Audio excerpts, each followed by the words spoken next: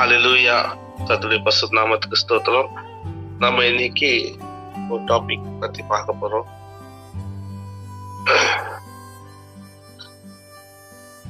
நம்ம வாழ்க்கையில எவ்வளவு போராட்டங்கள்,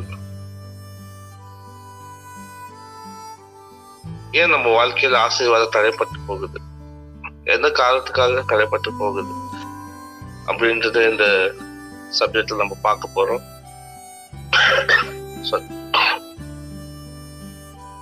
நம்ம வாழ்க்கையில அதுக்கான தீர்வு என்ன? நம்ம வாழ்க்கையில போராட்டங்களே, பிரச்சனைகளே நம்ம வாழ்க்கையில இருக்கிறதுனால ஏன் நம்ம வாழ்க்கையில ஆசீர்வாதம் தடைப்பட்டு போயிருக்கு, அதுக்கான தீர்வு என்னன்னு பார்க்கறதுக்கு முன்னாடி நம்ம பைபிள்ல 2 பேர் பத்தி நம்ம பார்க்கலாம். உங்களுக்கு எல்லாருக்கும் தெரியும், ஏசா அப்புறம் ஜாக்கப். ஏசா அப்புறம் ஜாக்கப் வந்து ஈசாக், ரெபேக்கா அவங்களுடைய 8 பிள்ளைகள். அதாவது ஏசா வந்து பெரிய பிள்ளை, ஜாக்கப் வந்து 2வது பிள்ளை. இவருடைய தாத்தா தான் ஆபிரகாம். ஆபிரகாம் பத்தி எல்லாருக்கும் தெரியும். அவர் எவ்வளவு விசுவாசத்துல இருந்தாரு, அவர் எவ்வளோ சோதனைகள் வந்தாலும் கர்த்தரை விட்டு ஒரு நிமிஷம் கூட விலகி போகாத மனுஷன், கர்த்தருக்கு பிரியமானவர்.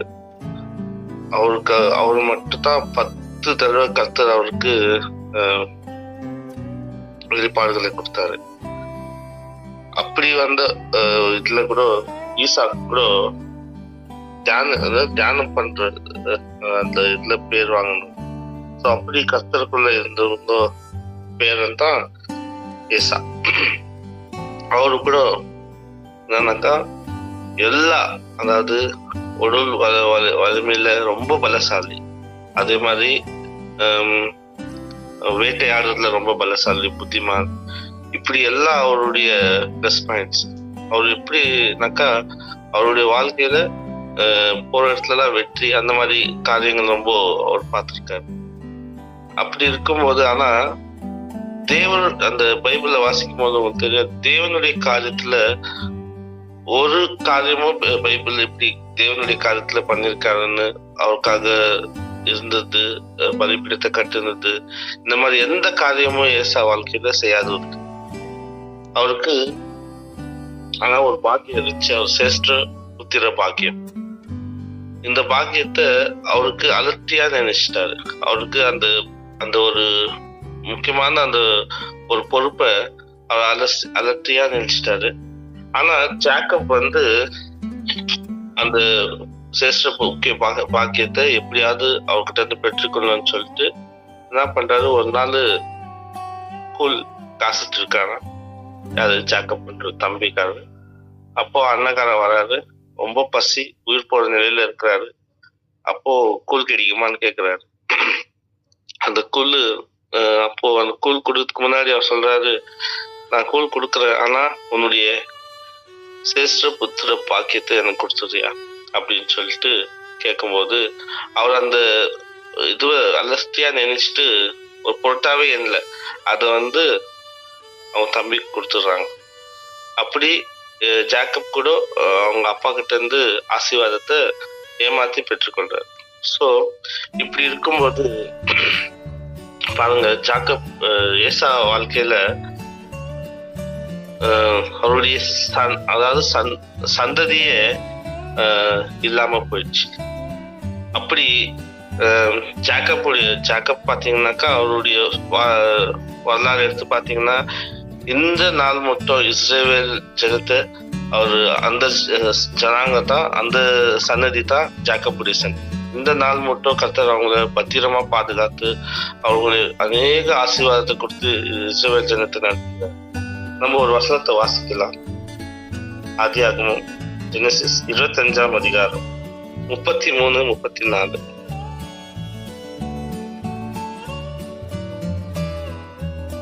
அப்பொழுது யாக்கோபு, இன்று எனக்கு ஆணையிட்டு கொடு என்றான். அவன் யாக்கோபுக்கு ஆணையிட்டு தன் சிரேஷ்ட புத்திரபாகத்தை அவனுக்கு விற்று போட்டான். அப்பொழுது யாக்கோபு ஏசாவுக்கு அப்பத்தையும் பயற்ற கூழையும் கொடுத்தான். அவன் புசித்து குடித்து எழுந்திருந்து போய்விட்டான். இப்படி ஏசா தன் சிரேஷ்ட புத்திர பாகத்தை அலட்சியம் பண்ணினான். அலட்சியம் பண்ணிட்டாராம். அவர் ஒரு கூலுக்காக அவர் கொடுத்த இந்த பாக்கியத்தை அலட்சியம் பண்ணிட்டார். நம்ம கூட நம்ம வாழ்க்கையில கர்த்தர் கொடுத்திருக்கிற எவ்வளவு பெரிய பாக்கியத்தை நம்ம அலட்சியம் பண்ண. நீங்க கேட்கலாம், நம்ம எந்த ஆசீர்வாதத்தை நம்ம தவற விட்டுருக்கோம் நம்ம வாழ்க்கையில? நீங்க பாத்தீங்கன்னா நமக்கு எது ஆசீர்வாதம்னாக்கா, கர்த்தர் நம்ம கூட இருக்கிறது ஒரு ஆசீர்வாதம். அதே போல தேவன் நமக்கு கொடுக்கிற ரட்சிப்பு, இதுதான் பெரிய ஆசீர்வாதம். அது இல்லாம நித்திய ஜீவன் கர்த்தர் கொடுக்கறது மட்டும் தான். பரலோக ராஜ்யம் அவர் கொடுக்குறது. இவ்வளவு பெரிய மகத்துவான ராஜ்ய ஆசீர்வாதங்களை விட்டு நம்ம என்ன பண்றோம்? உலக பிரகாரமா நம்ம தேடிக்கொண்டிருக்கோம். ஒரு கிளாஸ் கூலுக்காக எப்படி அவ்வளவு பெரிய பாக்கியத்தை ஏசா விட்டு போட்டானோ, அதே மாதிரி நம்ம என்ன பண்றோம்? இந்த உலகத்தின் காரியங்களுக்காக பண ஆசை, பொருளாதார ஆசை, அப்புறம் லஞ்சம், எவ்வளவு பெரிய காரியங்கள் நம்ம வாழ்க்கையில தினநித்தியம் நடந்து கொண்டிருக்குது. இந்த காரியங்கள் எல்லாம் நம்ம வாழ்க்கையில நடக்கும் போது நம்ம என்ன பண்றோம்? கர்த்தருடைய சரீரத்துல இருக்க நம்ம மறந்து போயிடும். கர்த்தருக்குள்ள இருக்கிறத நம்ம மறந்து போயிடும். நம்ம வாழ்க்கையில கூட தினநித்தியம் நம்ம எவ்வளவு போராட்டங்கள், பிரச்சனைகள் வரும்போது நம்ம என்ன கர்த்தரை நினைக்கிறதே இல்லை. இந்த பிரச்சனைக்கு நம்ம இந்த மாதிரி தீர்வு பார்க்கலாம், இந்த மாதிரி நம்ம உலகத்தின் பிரகாரமா நம்ம யோசிக்கும் போது கர்த்தரை நம்ம மறந்து போயிடும். அதே மாதிரி நம்மளுக்கு கொடுத்திருக்கிற இந்த ஆரம்ப காலத்துல கொடுக்குற ஆசீர்வாதத்தை நம்ம இழந்து போயிருக்கோம். எக்ஸாம்பிள் பார்க்க போனா, நம்ம எவ்வளோ ஸ்டார்டிங்ல நம்ம கர்த்தருக்குள்ள இருக்கும்போது தினநித்தியம் ப்ரேயர் பண்ணுவோம், தினநித்தியம் பாடல், ஆராதனை, சர்ச்சுக்கு போறது எல்லாமே பண்ணுவோம். ஆனா போற போக்குல நம்ம என்ன பண்றோம்? ஒன்னொன்னா எல்லாம் மறந்துட்டு நம்மளுடைய வாழ்க்கையில நம்ம ஈடுபடுறோம். நம்மளுடைய புள்ள குட்டி, அப்பா அம்மா, சொந்த பந்தம், கல்யாண காட்சி அப்படின்றதுல நம்ம அநேக காரியங்களை நம்ம வாழ்க்கையில நம்ம கொடுத்துரும், முக்கியத்துவம் கொடுத்துரும். ஆனா நம்மளுக்கு கொடுக்கப்பட்ட ஆரம்ப காலத்துல கொடுக்கப்பட்ட ஆசீர்வாதத்தை நம்ம மறந்துடுறோம். ஒருத்தருக்கு ஒரு ஆசீர்வாதத்தை கர்த்தர் கொடுத்திருப்பாரு. நீங்க அபிஷேகம் பெற்றிருக்கும் போது கர்த்தர் உங்களுக்கான ஒரு ஆசீர்வாதத்தை கொடுத்திருப்பாரு. அதெல்லாம் மறந்து போயிட்டு இந்த நாளில கூட எவ்வளோ ஆசீர்வாதம் நம்ம கர்த்தர் நம்மளுக்கு கொடுத்திருக்க, அதெல்லாம் நம்ம மறந்து போறோம். அந்த நிமிஷம் மட்டும் தான் நமக்குள்ள இருக்குது. அதுக்கப்புறமா போற போக்குல எல்லாத்தையும் மறந்துடும். இப்ப நம்ம கடமைக்கு மட்டும் தான் கர்த்தர்கிட்ட நம்ம கடமைக்கு மட்டும் தான் நம்ம சமூகத்துல வர்றோம். கடமைக்கு பாஸ்டர் பத்திட்டுவாரு, பாஸ்டர்மா கேட்பாங்க, இல்ல நம்ம சபையில இருக்கவங்க கேட்பாங்க ஏன் வரலன்னு சொல்லிட்டு. ஒரு கடமைக்கோசம் நம்ம வரக்கூடாது. கர்த்தருடைய இவ்வளவு பெரிய அந்த ஆசீர்வாதத்தை நம்ம இவங்க ஒரே ஒரு இந்த விஷயத்துக்காக, அதே மாதிரி நம்ம உலகத்தின் பிரகாரமான காரியங்களுக்காக நம்ம கர்த்தரை மறந்துடக்கூடாதுன்றது இந்த வசந்த மூலியமா சொல்லலாம். அதே போல புதிய ஏற்பாட்டுல அதே விஷயத்த மறுபடியும் சொல்றாங்க பாருங்க. இப்ரியர் 12ஆம் அதிகாரம் 16ஆம் வசனம் 16-17.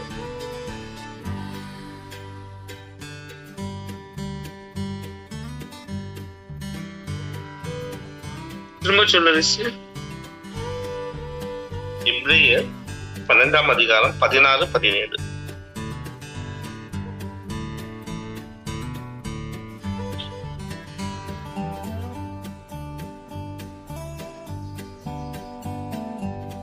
பன்னெண்டு 16-17. ஒருவனும் வேசி கள்ளனாகவும் ஒருவேளை போஜனத்துக்காக தன் சேஷ்ட புத்திர பாகத்தை விற்று போட்ட ஏசாவை போல சீர்கெட்டவனாகவும் இராதபடிக்கு எச்சரிக்கையாய் இருங்கள். ஏனென்றால் பிற்பாடு அவன் ஆசீர்வாதத்தை சுதந்திரித்துக் கொள்ள விரும்பியும் ஆகாதவன் என்று தள்ளப்பட்டதை அறிவீர்கள். அவன் கண்ணீர் விட்டு கவலையோட தேடியும் மனம் மாறுதலை காணாமற் போனான். ஏசாவுடைய வாழ்க்கையில பாத்தீங்கன்னா, அவரு அந்த விஷயம் நடந்த பிறகு அவர் எவ்வளவு போராட்டங்கள் கர்த்தருக்குள்ள நினைக்கிறார். ஆனாலும் அந்த ஆசீர்வாதத்தை பெற்றுக்கொள்ளவே முடியல. அவருடைய சன்னிதானம் ஃபுல்லாவே அழிஞ்சு போச்சு. அவருடைய கடைசி சன்னிதானம் ஏரோது ராஜா. நீங்க கேள்விப்பட்டீங்க, ஏசப்பா பிறந்த நாட்களிலே ஏசப்பாவை கொல்லணும்னு இருந்த அந்த ராஜா தான் அந்த சந்நிதியில வந்தவங்க. அவங்களோட சந்நிதி அதோட அழிஞ்சு போச்சு. ஆனா பாருங்க, ஜாக்கப் மன திருந்தி, ஆனா அந்த நீங்க கேட்கலாம் மோசத்தான் பண்ணாதுன்னு சொல்லிட்டு, ஆனாலும் கர்த்தருக்குள்ள பிற்பாடு அவரு மன திரும்பி பశ్చాத்தாபப்பட்டு மறுபடியும் கர்த்தருக்குள்ள அவரு முழு மனதோடு வாழ்ந்ததுனால கர்த்தர் அந்த சன்னிதானத்தை ஃபுல்லாவே ஆசீர்வதித்தார். அதே போல நம்ம வாழ்க்கையில கூட நமக்கு எப்பெல்லாம் நம்ம கர்த்தரை மறந்துடுறோமோ, சின்ன சின்ன காரியத்துக்கோசரம், அப்பத்துக்கோசரம், பொருளாதாரத்துக்கோசரம், பணத்துக்கோசரம் கர்த்தரை விட்டு நம்ம வெளியே போறோமோ, அப்பெல்லாம் நம்ம ஞாபகம் வச்சுக்கணும், கர்த்தர் நமக்காக கொடுத்திருக்கிற வாழ்க்கையை நம்ம மறந்து போயிருக்கிறோம். நம்ம நித்தியமா ஜீவன் கொடுக்கிற தேவனை நம்ம மறந்து போயிருக்கிறோம். நம்ம உணரணும், ஒவ்வொரு நாளும் நம்ம உணரணும். நம்ம ஆரம்ப நாட்களில கொடுத்த அந்த அபிஷேகத்தை நம்ம மறந்து போயிருக்கோம். ஒருத்தருக்கு பாடல் அபிஷேகம், ஆராதிக்கிறதுல அபிஷேகம், பிரேயர் பண்றதுல அபிஷேகம், அந்த அபிஷேகத்தை நம்ம மறந்து போயிடும். உலக காரியமா நம்ம இருக்கும்போது அந்த அபிஷேகமான காரியங்களை நம்ம தினநித்தியம் மறந்து போறோம். அதாவது அந்த சிரேஷ்ட புத்திர பாக்கியத்தை எப்படி ஏசா மறந்து போனாரோ, அதே மாதிரி நம்ம கூட நம்ம வாழ்க்கையில தினநித்தியம் ஏதாவது போராட்டங்கள் வந்த உடனே கர்த்தருடைய காரியத்தை நம்ம மறந்து போயிடும். ஏதாவது பிரச்சனை வந்தோன்னு இன்னைக்கு வேணா நம்ம நாளைக்கு பண்ணிக்கலாம்ன்ற மாதிரி ஊழியத்துல சால்ட்டா விட்டுடுறோம். நம்ம ஜெபத்துல இன்னைக்கு வேணா, குடும்ப பிரேயர் பண்றது வேணா, நாளைக்கு பண்ணிக்கலாம் அப்படின்னு நம்ம எவ்வளவு காரியங்களை சொல்லிட்டே போலாம். சோ நம்ம வாழ்க்கையில தினநித்தியம் நம்ம முடிவு எடுக்கிறோமா, இது காரியத்தை நம்ம கர்த்தருக்காக செய்யறோம்னு முடிவு எடுத்துட்டா அந்த காரியத்தை நம்ம செஞ்சு முடிக்கிற வரைக்கும் நம்ம நினைக்கிறோம் நம்மளுக்கான ஒரு என்னது பாராட்டுகள் மனுஷன்கிட்ட வரணும், அவங்ககிட்ட வரணும் நம்ம நினைக்கிறோம். இல்ல, கர்த்தர் உன்னை பார்த்து கொண்டு இருக்கிறார். கர்த்தர்கிட்ட நம்மளுக்கு அந்த பாராட்டு கிடைச்சா போதும். கர்த்தர் நீங்க செய்யற வேலையை கர்த்தர் அறிஞ்சு கொண்டா போதும். நீங்க நம்ம நினைக்கிறோம், நான் இந்த வேலையை செய்யறேன், நான் இந்த கடவுளுக்காக நான் இந்த வேலையை செய்யறேன்னு நம்ம என்னன்னா நோட்டீஸ் போட்டு நம்ம காமிச்சிக்க கூடாது. அதாவது கர்த்தர் நம்மள தெரிஞ்சுக்கணும். கர்த்தருக்காக உண்மையா நம்ம ஊழியங்களை செய்யும் போது கர்த்தர் நம்மளுக்கான காரியங்களை நம்ம சன்னிதானத்தை ஆசீர்வதிக்குவேன்னு சொல்லி இருக்கிறார். நீங்க எப்ப அந்த உங்களுடைய அந்த மகத்துவமான அந்த ஆசீர்வாதத்தை விட்டு விடுறீங்களோ, அப்போ உங்க சன்னிதானமே இல்லாம அழிஞ்சு போயிடும். அப்படி நம்ம வாழ்க்கையில நம்ம சன்னிதானம் மிக முக்கியமான நம்ம வாழ்க்கையில நெக்ஸ்ட் நம்ம ஜெனரேஷன் என்ன சொல்றோம் அது ரொம்ப முக்கியமானது. சோ அந்த ஜெனரேஷன் நம்மளுக்கு இல்லாம போயிடும். சோ அதுதான் கர்த்தர் சொல்றாரு, நீங்க எப்போ உங்களை ஆசீர்வாதத்தை மறந்து போயிடுறீங்களோ அப்பெல்லாம் உங்களுடைய அதாவது ஜெனரேஷன் நான் மறந்து போயிடுவேன்னு சொல்றாரு. அப்படி இல்லாம நம்ம ஒவ்வொரு நாளும் நம்ம ஆரம்ப காலத்துல எப்படி நம்ம உற்சாகமா இருந்தோமோ, எப்படி நம்ம கர்த்தருக்குள்ள இருந்தோமோ, கர்த்தர் நம்மள எப்படி எல்லாம் வழி நடத்தாரு, எவ்வளவு பிரச்சனைகள், போராட்டங்கள், எவ்வளவு பிரச்சனை நம்ம சாட்சி கூட சொல்லியிருப்போம். அதெல்லாம் அந்த ஒரு நாளைக்கு மட்டும் தான், மறுநாள் நம்ம அதை மறந்து போயிடுறோம். அந்த ஆசீர்வாதத்தை பெற்றுக்கொள்ற வரைக்கும் தான் நம்மளுடைய அந்த ஜெபம், பிரேயர் எல்லாமே இருக்கும். அதுக்கப்புறமா நம்ம எல்லாத்தையும் மறந்து போயிடும். அப்படி இல்லாதபடிக்கு நம்ம ஒவ்வொரு நாளும் கர்த்தருக்காக ஏதாவது ஒரு ஊழியங்களை செய்ய, ஏதாவது ஒரு காரியங்களை செய்ய, கர்த்தர் சமூகத்தில் நம்ம சொன்ன வார்த்தையை காப்பாற்றிக் கொள்ள, பிறருக்காக நம்ம எதுவும் செய்யாதபடி கர்த்தருக்காக உண்மையாக நம்ம ஏதாவது ஒரு காரியத்தை செய்யணும். ஆனா நம்ம தப்பு பண்றோம் இல்லைன்னு சொல்ல, ஆனா மன்னிப்பு கேட்டுட்டு கர்த்தருக்குள்ள நம்ம வளரும் போதுதான் நம்ம கர்த்தர் நம்மள ஒவ்வொரு நாளும் புதுப்பிச்சுட்டு கர்த்தர் நம்மளுக்கு ஏதாவது ஒரு காரியத்தை நம்ம வாழ்க்கையில நடத்தி கொண்டே வருவாரு. இந்த காலை நேரத்துல கர்த்தர் எனக்கு இந்த வார்த்தை கொடுத்தமைக்காக கர்த்தருக்கு நான் நன்றி செலுத்துறேன். நீங்க கூட நம்ம வாழ்க்கையில ஒரு நாளும் உங்க ஆரம்ப காலத்துல பெற்றுக்கொண்ட ஆசீர்வாதத்தை விட்டு விடாதீங்க. ஜெபிக்கிற ஆசீர்வாதம் இருந்தா ஜெபிங்க, பாடல ஆசீர்வாதம் இருந்தா பாடல ஆராதனை பண்ணுங்க. அதே மாதிரி பிறருக்காக உதவி செய்யற அந்த மனசு கூட கர்த்தர் கொடுத்திருப்பாரு. அதெல்லாம் நம்ம மறந்து போயிருப்போம். பிறருக்காக நம்ம என்ன பண்றோம், ஆரம்ப நாட்களில ஏதாவது நம்மளுக்கு ஒரு போராட்டம் வந்தா கர்த்தர் முன்பாக ஃபர்ஸ்ட் போய் உக்காருவோம். ஆனா இப்ப நம்ம அப்படி தேடுறதுல ஃபர்ஸ்ட் நம்ம என்ன ஹாஸ்பிட்டலுக்கு ஓடுறோம். ஹாஸ்பிட்டலு மருந்து மாற்று இதுக்காக நம்ம ஓடிக்கொண்டிருக்கோம். 2 நிமிஷம் கர்த்தர் சமூகத்துல உக்காந்துட்டு கர்த்தர் சொல்றபடி நம்ம நடக்கவே மாட்டோம். கர்த்தருக்காக நம்ம 2 நிமிஷம் உக்காந்து, அப்பா எனக்கு இது பிரச்சனை இருக்கு, கர்த்தருக்கு எனக்கு இந்த போராட்டங்கள் இருக்கு, எனக்கு உடம்பு சேராம இருக்கு, எனக்கு இந்த பிரச்சனை இருக்கு, 2 நிமிஷம் விசுவாசத்தோடு கேட்டு பாருங்க.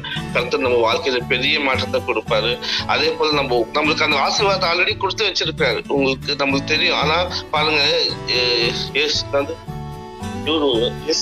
ஏசா வாழ்க்கையில ஆல்ரெடி அந்த புத்திர பாக்கியம் இருந்துச்சு, அது எல்லாருக்கும் தெரியும். இருந்தாலும் அவர் என்னத்த அசால்ட்டா நினைச்சிட்டு, அது என்ன சொல்லுவாங்க, அதுக்கு ஒரு பொருட்டாவே என்னவே இல்லை அந்த பாக்கியத்தை. அதனால அவங்க ஜென்ரேஷனை அழிஞ்சு போன மாதிரி நம்மளுக்கு ஆல்ரெடி ஒரு ஆசீர்வாதத்தை கொடுத்துருக்கிறாரு. அந்த ஆசீர்வாதத்தை நம்ம என்ன பண்றோம், மறந்து போயிட்டு இருக்கோம். நம்ம என்ன பண்றோம், இது நம்மளுக்கு கிடைக்குமா, இது நம்ம வாழ்க்கையில நடக்குமா, ஐயோ இவ்வளவு போராட்டங்கள், இவ்வளவு பிரச்சனைகள் நம்ம வாழ்க்கையில இருக்குது, நம்ம இந்த ஆசீர்வாதத்தை நம்ம பெற்றுக்கொள்ள முடியுமா, எங்களுக்கான காரியங்கள், எங்க வீடு வாங்க முடியுமா, நான் கார் வாங்க முடியுமா, அப்படி நம்ம அசால்ட்டா நினைச்சுக்கிறோம். கர்த்தர் ஆல்ரெடி நம்மளுக்கு ஆசீர்வாதத்தை வச்சிருக்கிறாரு. அந்த ஆசீர்வாதத்தை நம்ம மறுபடியும் அந்த கர்த்தருக்குள்ள இருந்து நம்ம மட்டும் இல்லை, நம்ம ஜெனரேஷன் நம்ம அவங்களுக்காக நம்ம ஆசீர்வாதத்தை வச்சுட்டு நம்ம போற பிள்ளைகளா மாறணும். இந்த காலை நேரத்துல நீங்க ஆசீர்வாதத்தை பெற்றுக்கொள்ளணும்னா கர்த்தர் சமூகத்துல இருங்க. ஆரம்ப காலத்துல இருந்த அந்த விசுவாசத்தை விட்டு விடாதீங்க. கர்த்தருக்குள்ள எப்பொழுதும் மகிழ்ச்சியா இருங்க. நீங்க இன்னொருத்தருக்கு உதவி செய்யும் போது மகிழ்ச்சியா இருங்க. பிறர் உங்களுக்கு துக்கத்தை கொடுக்கும் போது கூட மகிழ்ச்சியா இருங்க. பிறர் உங்களை வேதனையா நினைக்கும் போது கூட நீங்க கர்த்தருக்குள்ள மகிழ்ச்சியா இருங்க. எப்பொழுதும் சந்தோஷமா இருங்க. கர்த்தருக்கான ஊழியங்களை செய்து கொண்டே இருங்க. கர்த்தர் உங்களை ஆசீர்வதிப்பாராக. ஜெபிக்கலாம். ஆவியானவரே, உம்மை துதிக்கிறோம், ஸ்தோத்தரிக்கிறோம் அப்பா. தகப்பனே, இந்த அருமையான காலை வேலையில் ஆண்டவரே அப்பா, எங்களை தொற்றுமைக்காக உமக்கு நன்றி செலுத்துகிறேன் ஆண்டவரே. அப்பா, எங்களோடு நீ இருந்து ஆவியானவரே ஒவ்வொரு நாளும் ஒவ்வொரு பிரச்சனைகள் போராட்டங்கள் ஆண்டவரே ஒவ்வொரு நாளும் நீங்க போஷித்து வருகிறாரு. ஆரம்ப நாட்களில் அந்த விசுவாசம் நாங்கள் விட்டுக்கூடாது ஆண்டவர். அப்பா, உங்களுடைய சமூகத்திலே போல நாங்கள் அமர்ந்திருக்க உதவி எங்க வாழ்க்கையில் ஆசீர்வாதத்தை அநேகம் நாங்கள் பெற்றுக்கொண்ட பிள்ளைகளாய் மாற்றுங்க. பிள்ளைகளுக்கு நாங்கள் அன்பு கொடுக்கிற பிள்ளைகளாய் மாற்றோம். அவையானது அப்பா, உலக பிரகாரம் உங்களுடைய சமூகத்தை நாங்கள் எப்பொழுதும் அமர்ந்திருக்க உதவி செய்யுங்க. அப்பா, நீங்கள் பொறுப்பெடுத்துக் கொள்ளுங்க, வழிநடத்துங்க. ஏசு நாமத்தான் ஜெபிக்கிறோம் ஜீவனில் நல்ல பிதாவே. ஆமென்.